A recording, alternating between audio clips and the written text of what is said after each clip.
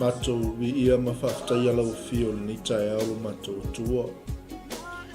Matou ala whai maile ni TAEAO fau o se aso whaupopo le matou sawalinga. Al matou ngangana ni TAEAO matou whaamanuina lau suafa. Matou si tia oi o matou whaaneleina oi wa oe lava o le tua matautia o oe o le tua sili esi. Oe o le tua ofo fongia matou whaaftaia au wabenga whai e matou toi ala whai mai le ngai TAEAO fau i lau alofa ma lau angalilei lo matou tua matou whaaftai le ngai TAEAO tabau matou au lia mai le malosi i lau whaamalolonga matou whaaftaia lau fio o whaamalo pule le li i lau alofa whaasoa mo i matou inu malie le tua i au whaamanuyanga al matou tatalo le li ni TAEAO se i malutia i matou i au ta apea i o lau whanau i fuafuanga ma lau singo le ni aso tatalo le li lau alofa tunoa e tau muli ata i matou angalilei le sio matou atu pele o Samoa so se mota ma so se lawa i whianga iai ma le whatua inga tausi after i tele tama angalilei tapua inga to asinsina le alie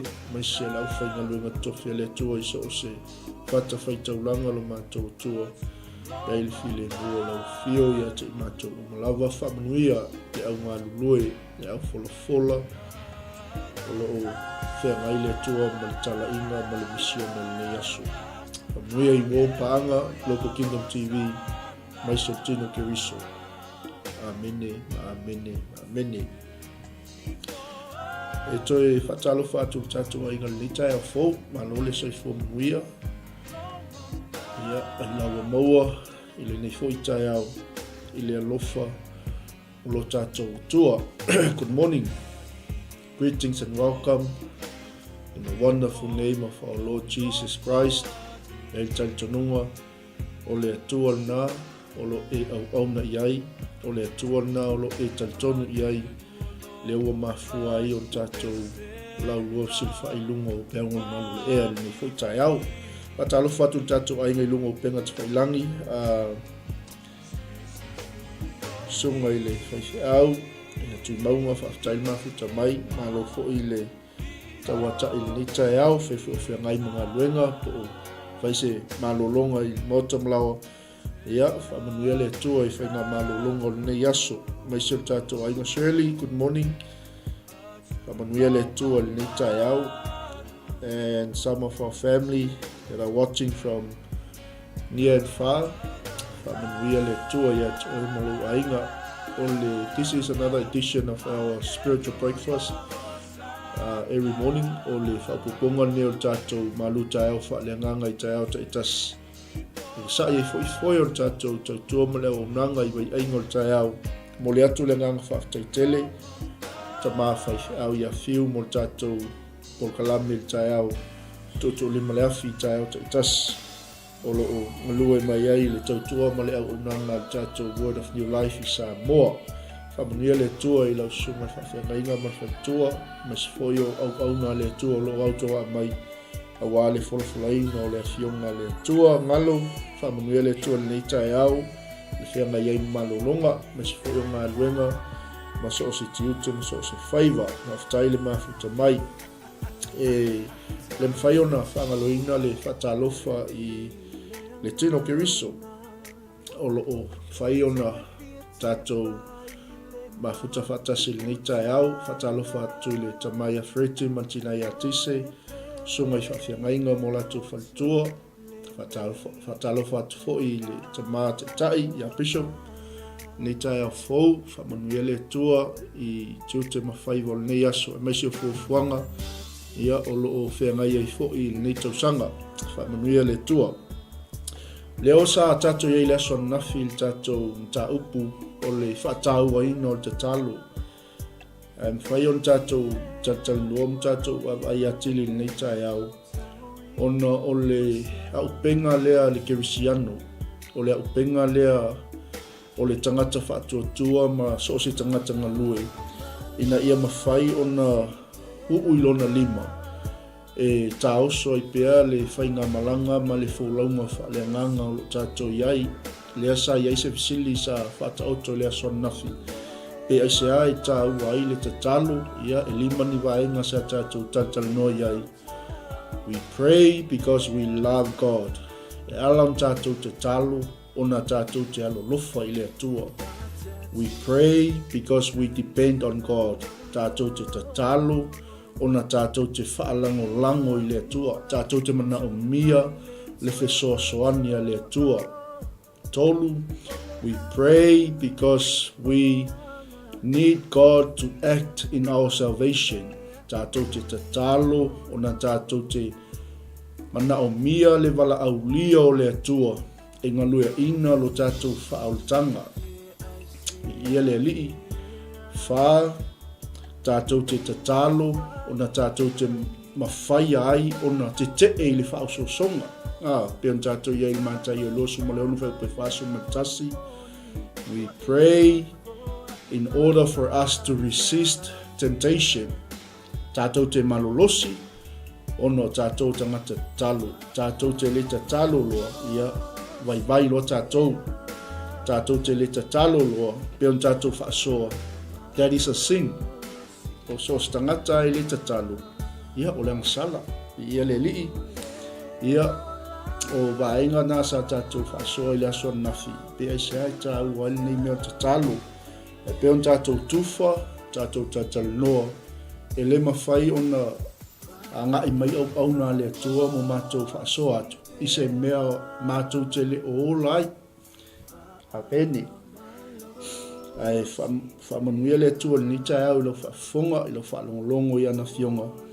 Ia a wal tātou MALU TAEAO whaaleagaga. Tali tonu nau o uma na tali lau sua ni TAEAO. E sau bacon, sau fua moa. Ia po sau pankeke fo.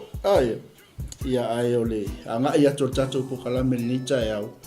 Ia e whaanofo file mo ai lo loto malofi na ngalu. I le upo le atu tāpena ina mo tātou. Nau a sila mai lunga tātou screen. O le Filipi lom tāu mua. Nā le la anga ia to tātou tātanoanga ni TAEAO. O i o lo o whapena ona au ngani ai le apostolo i le kalesia i Filipi. Aina mua lava whaafeiloa i le apostolo i lana tatalo. Ai sila iai malitotoa. E lei lava seisi mea na tai mua ai e le apostolo lan whaafeiloa ingo le kalesia i Filipi. E le ngata sa talanoa i lona tūlanga. Sa talanoa whaatatau i lona whaiva. Sa talanoa whaatatau i mea whaingata sa savalia le apostolo. Au i sa whaamanatu mai e le apostolo i le kalesia i Filipi. Ina ia tūtū mau. Ma ia whaao i ake riso. Au le sini ma le whaamoemoe o le whaafeiloa inga le apostolo. Na whaafeiloa i la vel tatalo.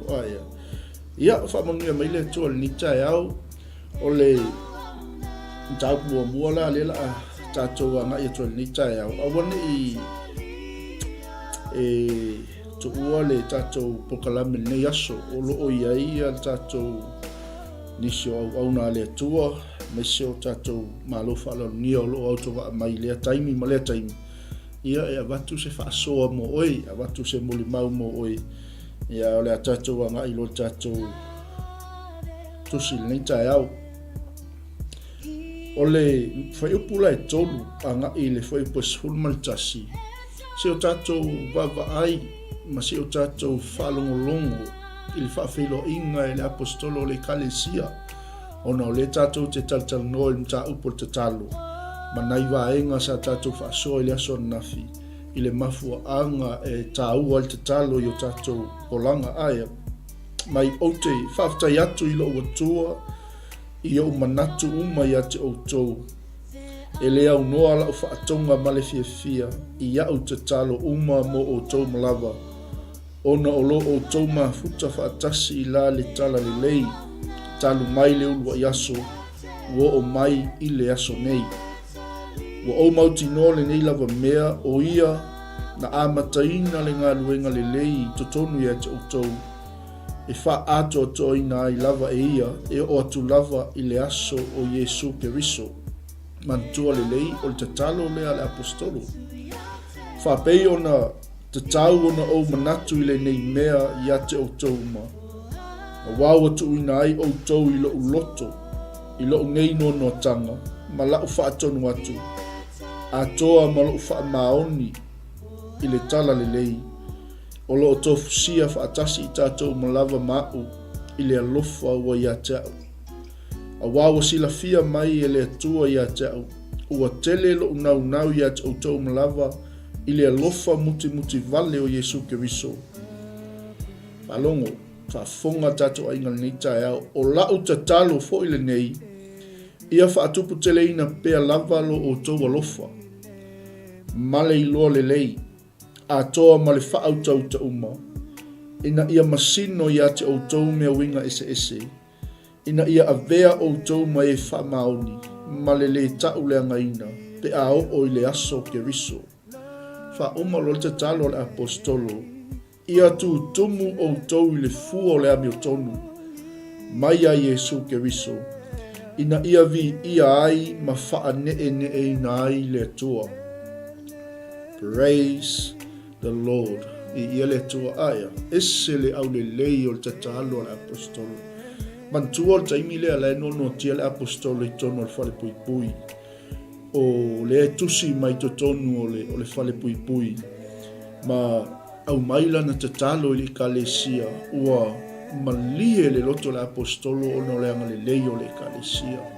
Ua malie le loto le apostolo ona ole manatu atu ole auso I le tala le lei I lona nono tia I totono o le fale pui. Lea langa o ngā nga whaafeiloa I me le apostolo. Ai sila lai ai lunga le wheu momu le wheu poelua. Me le apostolo o I ma ua o Paulo ma Timoteo o au auna Iesu Keriso. O la ma tusi le nei le aupa ia o malava o ia Keriso Iesu. Lea lau tusi atu I le aupa ia ma le au whaatua I Filipi. O o I Filipi a toa ma epikopo ma ti a kono. Maila I o wheu pelua. Ia iate o tau le alofa tu noa. Ma le manuia mai le atua lo tātou tama. A toa ma le alii o Iesu Keriso. Wow. Ia. Kei lo masangi ia le generation le iei le ati nuu. Ma le au mātutua. Melo le whai o tusi. Ia, kere lopo le alko inga whaafeiloa I a maka le introduction o tusi atoe ina pe a whailato tusi yaso I. A le tātou te wawa ai atu I le amtanga o le tusi a le apostolo I le aupa ia I Filipi. Oka, ia iate o tau le alofa tu noa ma le manuia mai le atua lo tātou tama a toa ma le lii o Iesu Keriso. A whape ngā sau whi au tusia I se uso, I se wō, I lau tamā po lau tina o lau whanau ni TAEAO. Ia peki wālangi wa aiangi lang kelfong, ia iate oe le alofa tu noa ma le manuia, mai lo tātou a lii, ma lo tātou tamā a toa ma le lii o Iesu Keriso. So, kwai plesa alo atali, kwai plesa alo a fine, lo tamā o lo tina. Ai lo le ala me o lo mako e sau luas fulma. Manaia manino le tusi. O I ma ua o Paulo ma Timoteo. O le o le Timoteo I. Au fele tusi mai ai. Langa le wali ia le nga o e ave fe ave ia me alofa. Le ala fe mele il tamato le apostolo Paulo. O I ma o Paulo ma Timoteo o auna Iesu Keriso o la ma tusi le nei le aupa I o malava o ia Keriso Iesu o I Filipi a toa mai pikopo ma ti a kono o lono winga e le na o stangata I to atasi le ngā loi tusi o le aupa ia o malava o le au fatua tua o le au peli. Aleluia. E vai le tatalo le apostolo nga whaafilo I le aupa ia. O te whaafta I atu I lo watua. I o manatu uma I ate o tau. E ngofo I ko kongo le whale pui. no tia I totono o le whare pui pui. A o le loko ma le whaku a kolei o le ekalesia ma le upa I Filipi. Hallelujah. Imagine this morning, le te whafonga mai, sila mai nei TAEAO. Ia ele lo po fere e ia lo loto. O fele ia lo o mana tuna tunga le yaso. Po e mafau le alofa o le li. Po e mafau I se meo e whanua noa ia. Hallelujah. Me leo le apostolo, o te whawhetai atu I lo otua. Ia umanatu ia te outou. Wale ia ngā ole aupa ia le mea le loto le apostolo. Ono lea, o le loto whawhetai. E lea unoa la whaatonga ma le fia. Imagine, rewa ili kakalo le apostolo. E lea unoa la whaatonga ma le fia ona o lo o tauanga le lei Filipi. Whapena umata tau le tino ke wiso. Whapena umata tau le whanau o Yesu. A o le temi mali e aile loto le tangata I sau ngā luenga o se me te whaia e le le oli e le le whaatonga e le le releasinga mai o whaamanuianga le atua. Ona o le whaatonga. Kia le whema, e le ngata o whaafitai I lona manatu atoa ma ale whemea e le au noa la o whaatonga ma le fia I au tatalo mo o tau lava. Hallelujah. Vi ele tua ae. Ua matua I mali le loto la apostolo le kalesia. Ono lo lato wanga le lei. Ono lo lato manatu atu. Mai, ona o lo o tau mafuta whaatasi I la le tala le lei. Talu mai le ulua I aso na o mai le aso nei. Ua o mauti noa le nei lava mea. O ia na amataina le ngaluenga le lei ati o tau. E wha atoto ina I lava e ia, e o atu lava I le aso Yesu ke riso. O inga amataina le ngaluenga, e le o Paulo, e le o le au paia, e le o le ekalesia I Filipi, e le o le au epikopo, e le o le au TAEAO a o le atua na amataina le ngaluenga le lei I totonu ia te o tau Filipi. Oka, ni ia le atua. Whaafitai, tatalo, whaatonga I le au noa, malo manatu malo mafuta whaatasi atu le tala le lei talu le ulua I aso. E o mai le aso nei, ua o mauti noa le nei lava mea Filipi, o ia, o le atua, o Yesu, o Yehova, na amataina le ngaluenga le lei tonu ia te outou. E wha atoto ina I lava, e ia e o atu lava I le aso, o Yesu ke wiso, mea lea, aua ke wha vai e whai mea le lei. Aua te whaavaivai e te anga le lei. Aua te whaavaivai lau fōa. Aua te whaavaivai lau ngā luenga fola. Aua te whaavaivai lau tatalo. Aua te whaavaivai I le whaiva. Langa le tala noa le apostolo whaatatau lona whaiva. Le tala noa le apostolo whaatatau I lana tatalo. Le tala noa le apostolo whaatatau I mea ti ngā na savali mai ai. Le au o I tonu o le whalpui no tia le apostolo. Le alawa e tusi mai tonu o le whalpui. Filipi, le au pele, le au paia ma le au whatuatua. Ia iate o tau le alofa tu noa ma le manuia mai le atua lo tātou tama. A toa ma le lii o Yesu ke riso. Au alawa sau whaafeloa I whapengai so uso ni TAEAO. Praise the Lord. Mai la ia whai upo e fitu, o te talo lava lea Paulo le tātou te talitala noa ni TAEAO. Whai mai lea whai upo e fitu, wha apei ona te tau ona o manatu I le nei mea ia te o tau uma. A wawa tu uwina, ai o tau I lo uloto, I lo nei noa noa tanga. Mai wa ai e le maka ukia o le mea le ua stir, e le anganga pa ia ono lea. Ono le te talo o le tamaloa. Whaapei ona te tau ona o manatu I le nei mea te o tau uma. A wawa tu uwina ai o tau I lo uloto I lo uneino no tanga. Ma lau whaatonu atu. A toa ma lo whaamaoni atu I le tala le lei. O lo o tofu sia whaatasi I tātou ma lava mau I le alofa tu noa. Ua I atea. Amen. Le alofa tu noa le tua. O I tangata o Paulu. Lewa wa tofu sia whaatasi ma leo paia. Amen. Awawa sila fia mai ele atua ia te au. Ua tele lo nau ia te o tau malawa ile alofa muti vale o Yesu Keriso. Filipi o lau tatalo fo ili nei. Ia faa tupu tele ina pea lava lo o tau alofa. Amen. Alleluia. Meva ai el tatalo o tangata o pau. Filipi ia faa tupu tele ina pea lo o tau alofa. Kolu a mea mana na ia ngai inga male iloa le lei a toa ma le whaau tau ta uma. Halleluja. Amen. Le au pa ia, le au pele, le tino Keriso I Filipi, o lau tatalo fo ile nei. Ia wha tupu tele ina pea lava lo o tau alofa. Lea wau tau anga le lei mai.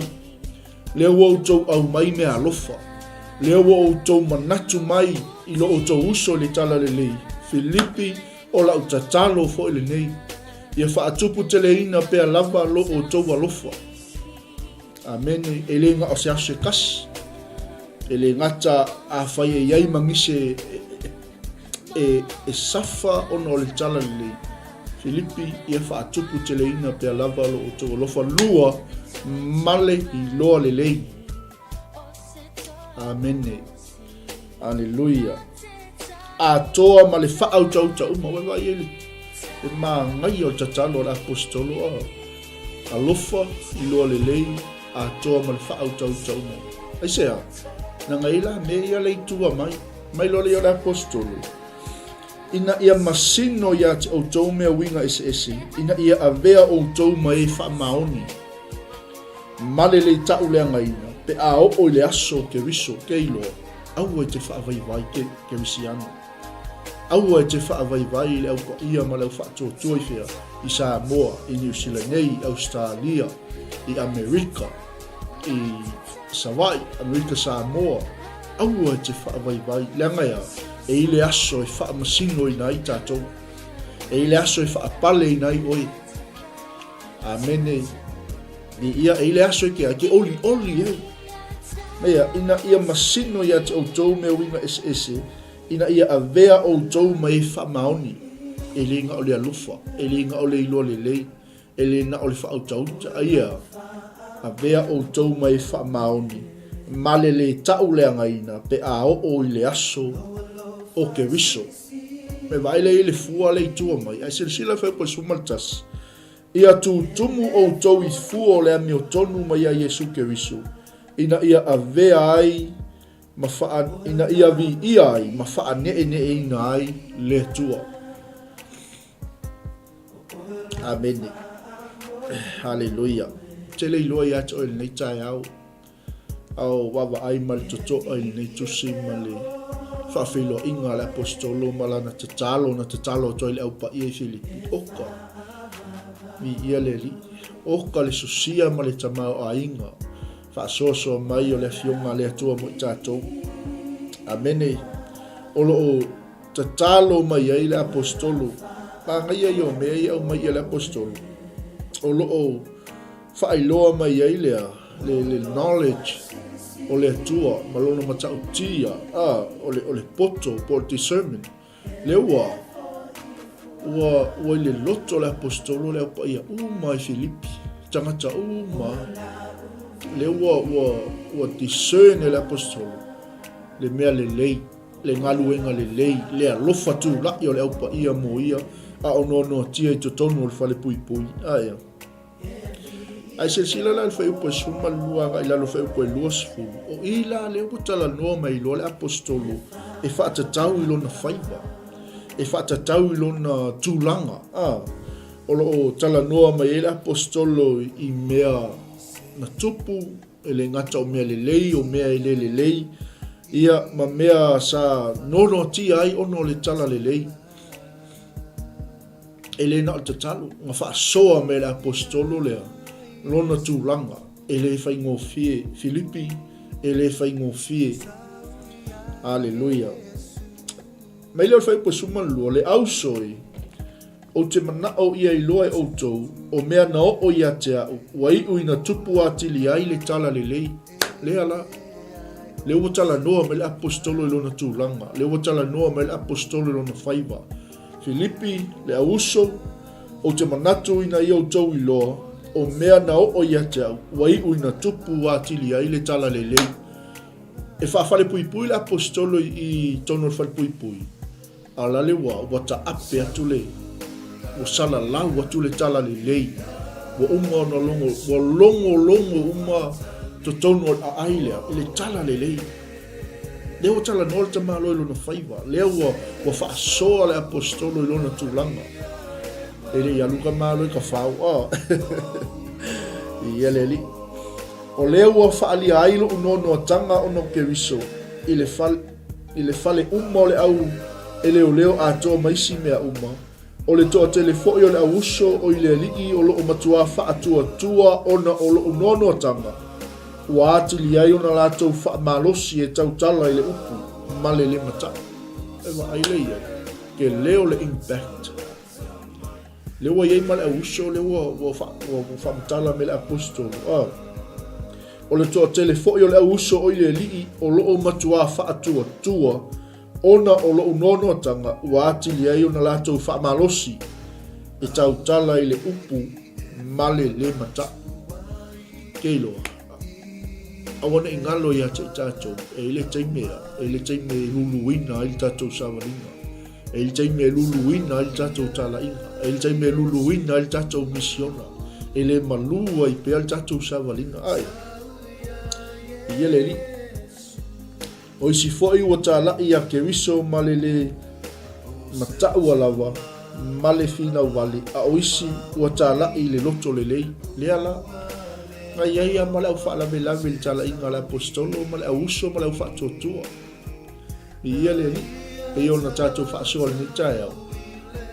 O mea le le, ma mea le le kukupua I, lea lau tala noa me le apostolo I lana whaiva, ma lona tūlanga I totonu o le aai. E longo ui. Mai ai foi mukala inga sese. O le melea o Kerisiano le nita e au tatou ainga. E au pele, e au paia ma leu whatotua. Au e te popole. Koufre, o le hale me ua o au inai oe I lalo o le taita inga tangata o le atua o lo e au nai. Aua ni toi whaaseina I tātou ai sea leanga le manino mai ia mai e whi makala inga sesei le kala ia koe Paulo ma le auso le tala inga o Yesu Keriso ia le fuwa iai ma le au fina wale le fuwa iai ma le au tala ia Keriso ma le mataua mai wai mai la ia o e tala ia Keriso ma le fina wale e le whaia ma le wha maoni o lo o mana tunatu I lātou e wha upopo popo ai le popo ngai le unono tanga. Nongo wi o le fai mal mauti noa me ala wali ia. O fai mal fina wali.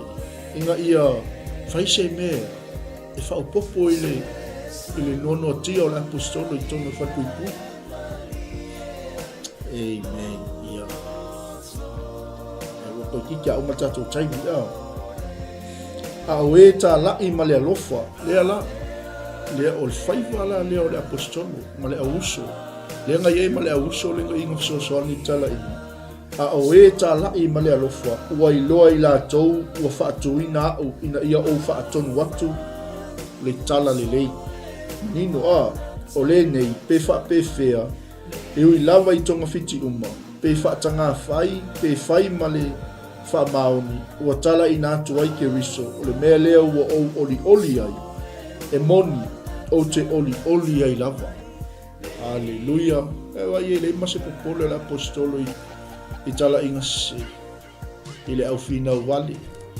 Aleluia. A fe mea. E le ngata e whao popo ina ai lo unono tanga. Ai o te oli ai. Ma o oli ai lava. I ele li. Ai sea.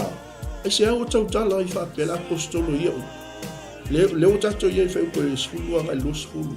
Leo tala noa mai le apostolo I lona whaipa. Leo tala noa mai le tūlanga whainga tā. Leo anga mafua ingo o I tono al whalpui pui. a fe me la apostolo I ai se au mai lola ia a wawa o iloa e u lea mea I loo manuia ona o la o tau whaatonga male fesoasoani mai o lea nganga o Iesu Keriso ke lo ai ongo sai se mea ai ongo sai tofutofonga ai ongo sai whaafitau ai ono sai meti ngā pion ono sai la apostolo I meti ngā ai ono sai pion ono sai la apostolo I tala ina se ma le au whaalave lave I lan tala ina kako ke maua le manuia wau au iloa e ule mea I loo manuia ona o la au tau whaatonga ke iloa e mana o mia le au whaingaluenga lau tatalo Samoa e mana o mia le au ngaluenga lau tatalo ke visiano e mana o mia le au whaingaluenga lau tatalo 𝚟𝚒𝚙𝚎𝚘 o la o tau whaiva tapua ia tapua o loo manuia ai le au whaingaluenga wau au iloa e ule mea I loo manuia ona o la au tau whaatonga ma le fesoasoani mai o lea nganga o Iesu Keriso e tusa ma loo whaanau atu ma loo whaamoemoi ina ia ou le mai se me tasi a ia ou matua whaamalosi whaapei ona ou whaia I lea unoa e whaapea foi I nei ona pou ina ia vi ia ai Keriso I loo tino I le ola po o le oti mai vai I le ua makaunga kalangoa le apostolo po o le ola po o le oti ia vi ia I le atua amedi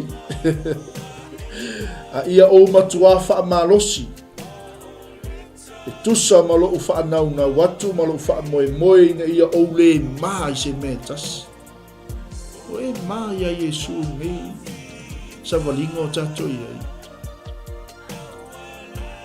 mele awa te mai le tala le lei mai ale upo le apostolo le mo fai po sumo le tato po kalame le ta pena le suma fenga ina ia pasta vilia a wau te le mai le tala le lei a Iesu Keriso ale saule le famtala ina me le apostolo lan fai oka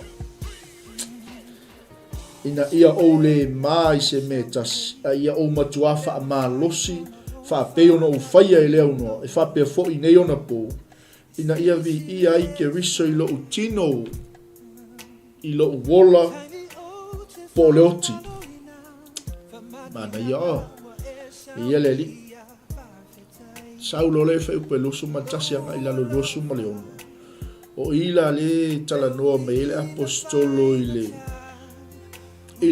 ngaluenga le Kerisiano e ngalue I mata o le whaatotua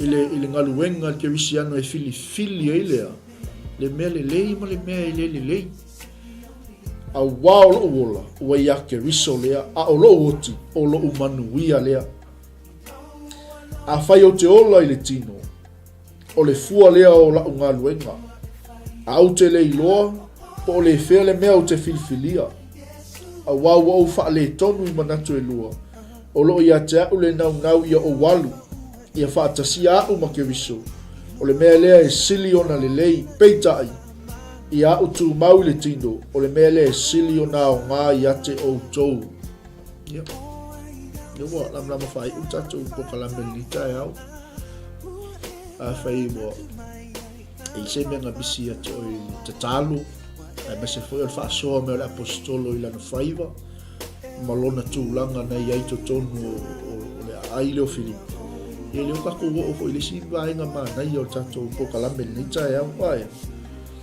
ia lau fai mai la au wow lo wola o lo manuia lea a fai o te ola I le tino o le fua lea o la ungaluenga au te le iloa po o le fea mea o te filifilia o le ua o wha le tonu le apostolo I manatu e lua e le popola I lona ola e le fefe I le oti a la fuia e a lofa I le aupa ia I Filipi a wawa o wha le tonu I manatu e lua o lo ia te au le nau ia o walu ia wha tasia au ma Keriso o le mea lea e sili ona le lei wewa ai o le oti o tala noa mea lea o le oti o le manuia o le mea lea e sili ona le lei peitai ia utu mau le tino o le mea le sili o na ngā i le au paia ia te o tau Filipi ua o mau tino le nei mea whai po losu malima ua o mau tino le nei mea te tu mau tātou te tu mau whaatasi foi uma ina ia alu o tau ma ia fia i le whaatua ina ia whaatupu tele ina ailo o tau oli a ke riso Yesu ona o au i lo utoi alu watu ia te o tau. Wow. E fōringa mani. E mo ia le tala noa le apostolo i lo na tino, i le whaaleanga ina o ia, o lo na ola, po le uti. E pe ia le wasili ia le manato le apostolo i le upa ia. I Filipi. Kako ke ilo i. Maila ia. Ina ia whātupu tele ina ailo o tau oli a ke riso Yesu ona o au i lo utoi alu watu i ate o tau. Amene. Ia le li. Toi whawhi upu toi i au tatou ma vailo le ni TAEAO. O ila le pian tatou tala noa ai. O ila le wā o wha lusi mai ele apostolo i le ka le se Filipi.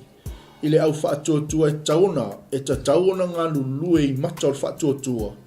E ta tau fōi ona fili le mea le lei. E pei ona fili o le apostolo. Tatou wa ngai lola whai upu e loso malfitua ngai tolus fulu whai upu e totoi o le tatou whaaso o ftau ia mal tatou taimi. O ila le wa, mo tala noa mai lo le apostolo i lau pa ia. Ina ia tutu mau. Tala noa mai i le au uso i Filipi. Ina ia lato wa, wha o ia ke riso ailo o ia. Amene. Pe vai e umang wha makala mai ia lona tūlanga, malana whaiva. Ai wha maalosi mai lo le apostolo. I le au pa ia, ina ia tutu mau ma ia wha o ia ke riso.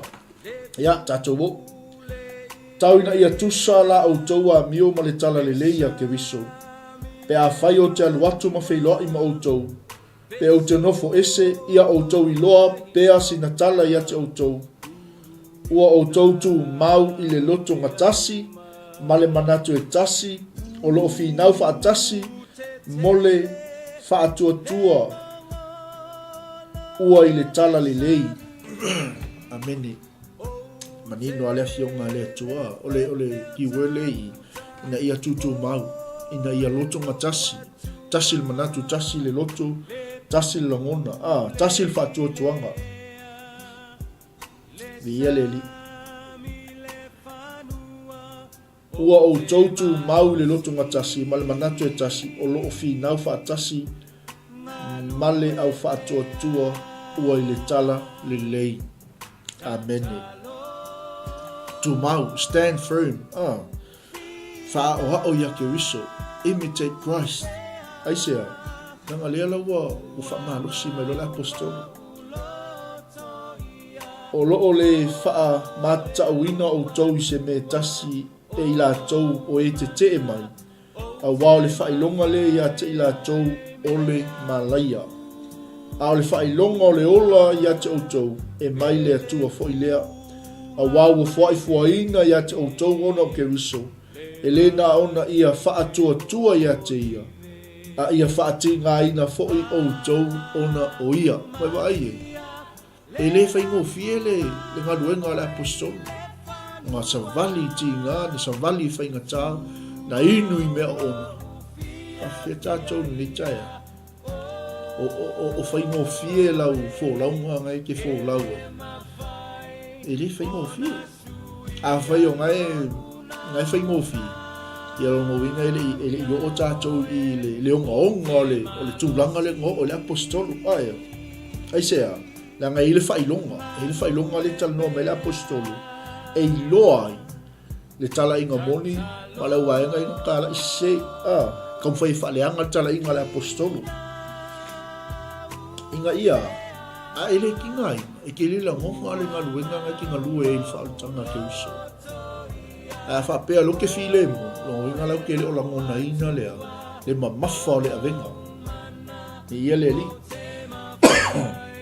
Nga le whain mai i.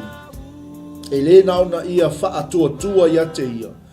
a ia whaatinga ina fo'i o tau ona o ia. Mai lo le whai muli. Ua iate o tau fo'i lea lava taua. Pei o lea na o tau wa ai mai ai te au. O lo o tau whaalongolongo nei fo'i o iate au. Ia ua o ala apostolo il whai pui pui. Whaalenga ina o lona tino. Tala noa me le apostolo po le ola po le oti. Fai mai lola ia tala la apostolo i. Ua iate o tau fo'i lea lava taua. Kaua lenga kaua le apostolo. Le ua pasi mea ka kolfu ar whaaltanga. Le ua pasi mai o lima. O tutu lima mai o tatou lima lea. Le fu'a leo le whaaltanga tatou te tau ave. Tulu ingo lalang. Le taua lea. Ua iate o tau fo'i lea lava taua. Pei o lea na o tau wa ai mai ai atea. O lo o tau whaalongolongo nei fo'i o iatea. Lea ua o le oti. La e kaua le apostolo. Filipi. Ia whaatupu te leina lo o tau alofa. Male iloa le lei a toa ma le whaau tau tauma. Ina ia le masino ia te o tau mea winga ese ese. Ia tutumu o tau le fua o le ami o tonu. Mai ai Yesu ke wiso. Ia o tatou malu TAEAO whaaleagaga na lenei aso. Tauna ia whaatoa atu le ngangpa ia te oe se le atoa. Ia fo se mea ua tau mwhai atoa lenei TAEAO. Ia le anga le lei o le atua ia te oe lo ainga, lo mauta mo lo lao. Ia fo se mea le lei ua manuia i lo loto. Le faiva le apostolo ea e longo atu. Mili sa use. Whaatai le fionga le atua mo au lenei TAEAO. Ese le manai o le upua le atua. O te mana o te ola. Ia o tinga ina i le tala le lei. Amen. Ia, po se vaenga fo le tatalo le apostolo. Na ia whaafeloa i le upa ia. Ia iate o tau le alofa tu noa ma le manuia mai le atua lo tātou tamā. A toa ma le alii o Yesu ke wiso. Pewa i le mana ngai o le sona ma fe au mo tātou ni TAEAO. Amen. Mo le atu le nganga whaatai tele lava. Sunga i whaafia ngainga le au whainga luenga. Whatalofa atu foi tamaya freti. Matina ia tise ni TAEAO. Mesa le au pa ia ma le au whaatua tua. Tatalo. Why we need to pray? Because we love God.